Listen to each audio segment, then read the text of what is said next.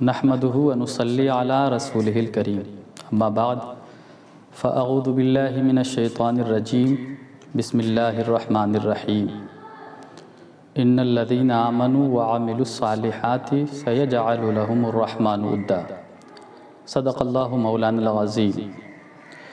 آئیے ہم اور آپ مل کر اپنے آقا جناب محمد رسول اللہ صلی اللہ تعالیٰ علیہ وسلم کی بارگاہ میں درود و سلام کا نذرانہ عقیدت پیش کریں۔ پڑھیں بآواز بلند اللہم صلی علی سیدنا صفینا مولانا محمد بارک وسلم صلاۃ و سلام علیک یا رسول اللہ صلی اللہ تعالیٰ علیہ وسلم۔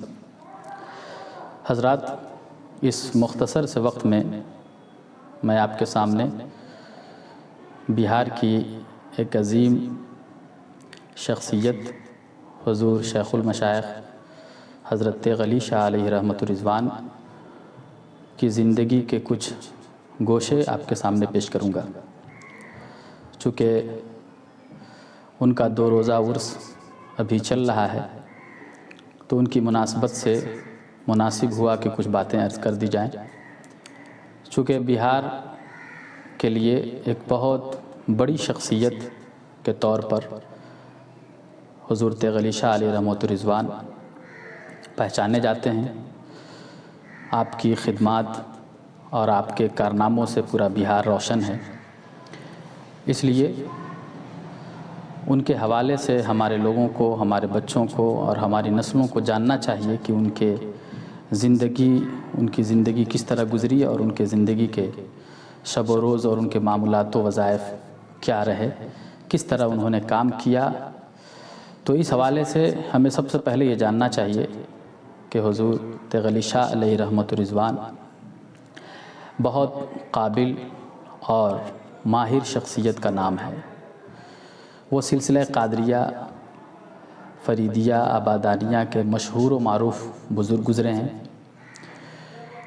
اور اپنے رشد و ہدایت کے ذریعے انہوں نے ایک عالم کو فیضیاب کیا۔ عام طور سے ہم یہ دیکھتے ہیں کہ جیسے ہی کسی بزرگ کا تصور ہمارے ذہن میں آتا ہے تو ہم یہ سمجھتے ہیں کہ ان کا کام صرف ذکر و اذکار ہی ہوگا، ان کا ایک حلقہ ہوگا جس میں بیٹھ کر وہ اپنے مریدوں سے مخاطب ہوتے ہوں گے، نماز روزے کی تلقین کرتے ہوں گے، زہد و تقوی کا پیغام دیتے ہوں گے اور بس۔ لیکن ہم جب حضور غلی شاہ علیہ رحمۃ الرضوان کی زندگی کا جائزہ لیتے ہیں تو یہ احساس ہوتا ہے کہ ان کی زندگی صرف گوشے تک محدود نہیں ہے، صرف مسجد تک محدود نہیں ہے، وہ صرف زہد و تقوی ہی پر زور نہیں دے رہے ہیں، بلکہ اسلام کا جو آفاقی پیغام ہے کہ زندگی کے تمام شعبوں پر نظر رکھی جائے اور ہر موڑ پر مسلمانوں کی رہنمائی کی جائے، تو وہ تصور آپ کو حضور غلی شاہ علیہ رحمۃ الرضوان کی بارگاہ میں ملے گا کہ آپ نے ہر شعبے میں کام کیا۔ صرف یہ نہیں کہ ذکر و اذکار اور لوگوں کو طریقت و تصوف اور مسجد کے گوشے تک محدود رکھا ہو، بلکہ لوگوں کو اس سے آگے بھی بڑھ کر سوچنے اور حالات اور زمانے کی رعایت کرتے ہوئے اسلام کے پیغام کو عام کرنے اور مسلمانوں کی ترقی کے سامان فراہم کرنے کا درس انہوں نے دیا۔ میں اس کے لیے صرف ان کی 3 خوبی آپ کے سامنے پیش کروں گا۔ حضور غلی شاہ علیہ رحمۃ الرضوان کی زندگی کو آپ دیکھیں گے تو ایک تو ان کا جو اپنا خاص میدان تھا طریقت و تصوف کا، اس میں تو وہ ماہر تھے ہی، اور دور دراز علاقوں کے لوگ آپ کی بارگاہ میں آتے تھے، زہد و تقوی کے ذریعے، مجاہدات کے ذریعے اپنے گناہوں سے وہ توبہ و استغفار کر کے قرب الہی حاصل کرتے تھے۔ جس علاقے میں انہوں نے کام کیا ہے یہ بہت پسماندہ علاقہ مانا جاتا ہے۔ اس علاقے میں نہ اس وقت ترقی کے بہت سامان تھے، نہ اب بھی دوسرے ترقی یافتہ علاقوں کے بنسبت یہاں بہت ترقی کے سامان ہیں۔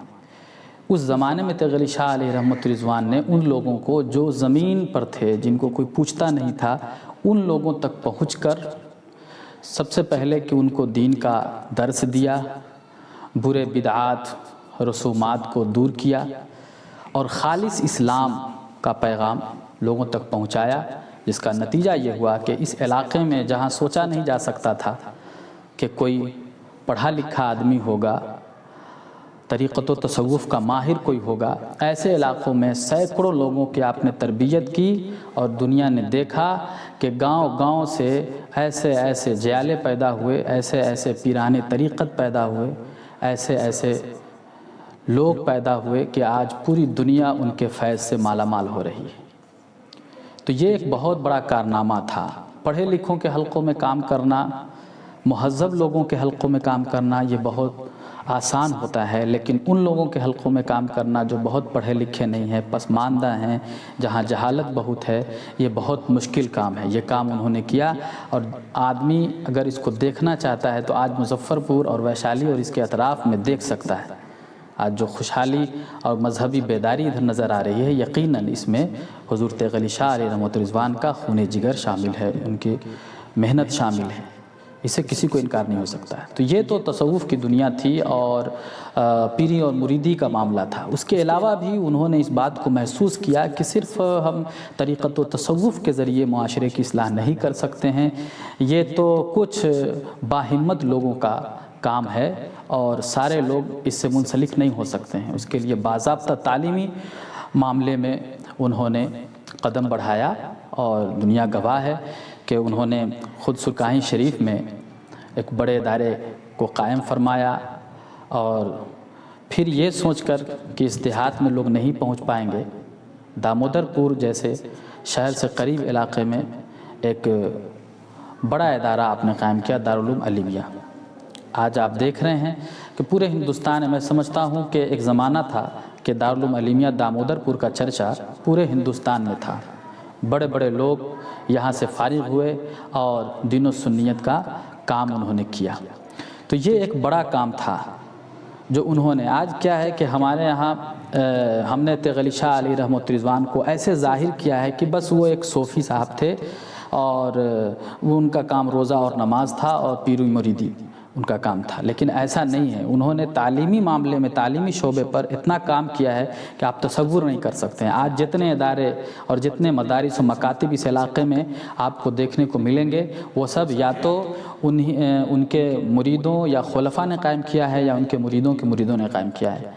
ख़ुद जो आपने इदारा कायम किया था उसने एक बड़े आलम को फैज़याब किया और आज भी कर रहा है।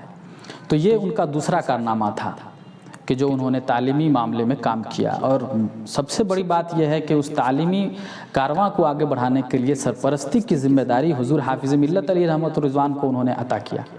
कहा कि आप इसको देखिए।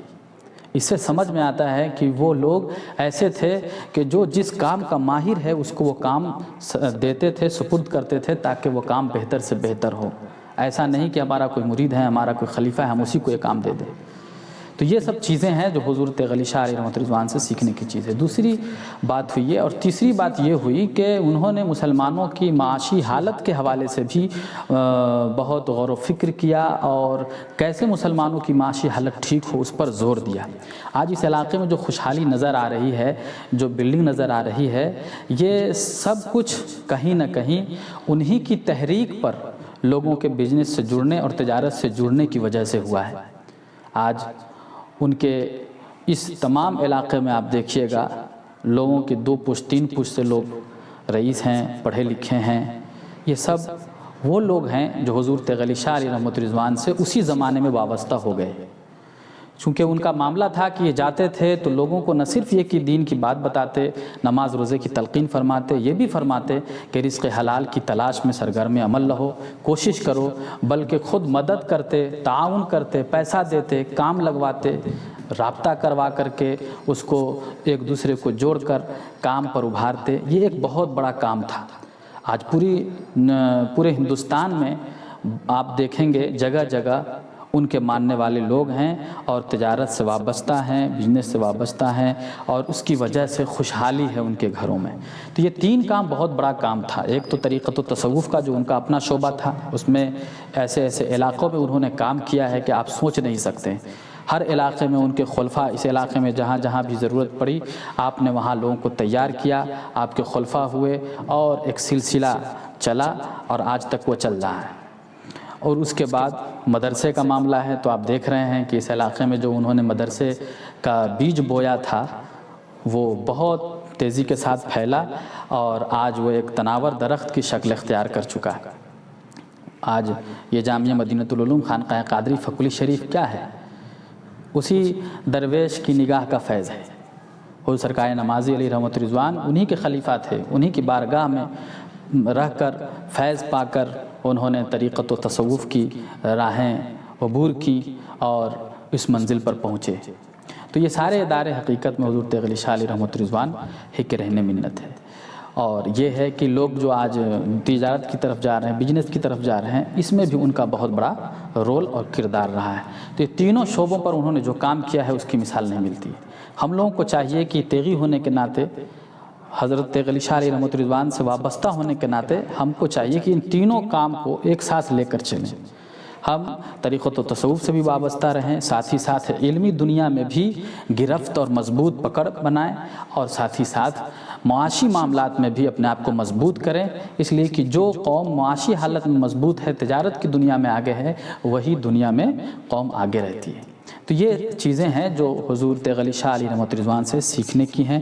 ہمیں چاہیے کہ ہم لوگ ان کو سمجھیں، اپنی نسلوں کو ان کی خدمات سے متعارف کرائیں اور دکھائیں کہ ایک بڑے مفکر، ایک بڑے مستقبل شناس مفکر کا نام تیغ علی شاہ علیہ رحمۃ رضوان ہے، جنہوں نے بڑی مضبوطی کے ساتھ کام کیا اور ایک عالم کو فیضیاب کیا۔ اللہ تبارک و تعالی ہم سب کو ان سے سیکھنے کی توفیق عطا فرمائے اور ان کے فیض سے مالا مال فرمائے۔ السلام علیکم۔